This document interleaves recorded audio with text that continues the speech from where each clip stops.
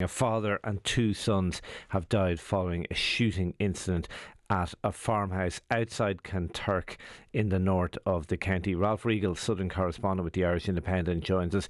Ralph, what do we know so far?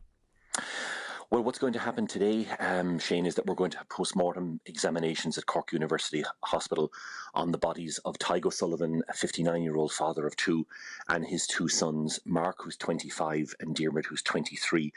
So at the moment, it is being treated as a suspected murder-suicide.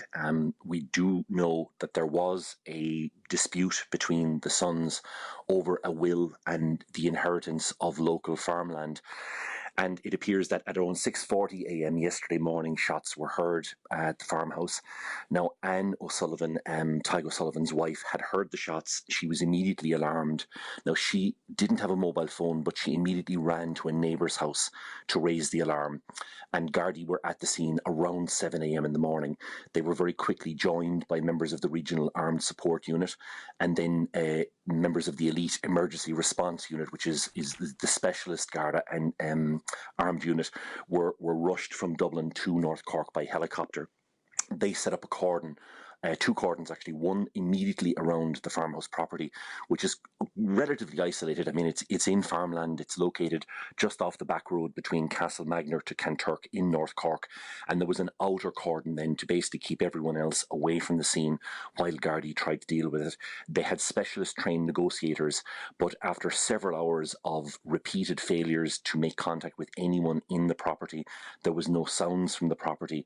Members of the ERU approached with great caution, and they realised that there was one person in the property, that was Mark, and he was found dead in a bedroom. A major search of the vicinity was then ordered, and about probably 600, 700 metres from the property in a field near a kind of an old fairy fort. The whole area is known as the fort, apparently locally. They found the bodies of Tadgh and Diarmuid. Now, all three had died from apparent gunshot injuries, and I can tell you that 3 firearms have been recovered, all legally held, and the 3 firearms involved 2 rifles and a shotgun. Now, they were all recovered, and they're currently being examined by ballistics experts. Forensic experts are going over the house with a fine-tooth comb to try and decipher and confirm the tragic sequence of events that claimed 3 lives. Local reaction, I'm sure it must be incredible shock. I was in Kanturk last summer. It's a beautiful village, quite a homely place. I imagine pretty tight knit as well. Very much so, Shane. Yeah. Both Kanturk and Castlemagner. No, I mean, you'll often hear people say that that locals were visibly shocked, but yesterday that is exactly what happened. And I think, if anything, it was probably a little bit exacerbated by the media blackout. To allow them to do their job, quite rightly, the Gardaí asked for a media blackout, which went on for quite a period of time. But unfortunately, what that allowed was a lot of wild speculation on social media. There was a lot of claims and things like that on Facebook in particular. And eventually, when the news was confirmed, people just couldn't believe it, because it was probably worse than their worst dreams.